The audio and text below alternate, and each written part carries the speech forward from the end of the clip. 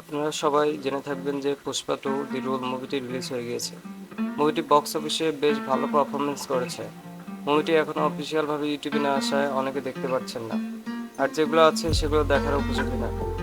আজ আমি আপনাদের 'পুষ্পা 2' মুভির ফুল এইচডি ডাউনলোড লিংক দিব। এর জন্য পুরো ভিডিওটি মনোযোগ সহকারে দেখতে হবে। যেহেতু সরাসরি মুভির লিংক ইউটিউবে দেওয়া যায় না, যার কারণে কমেন্ট বক্সে আমার ফেসবুক আইডির লিংক দিচ্ছি।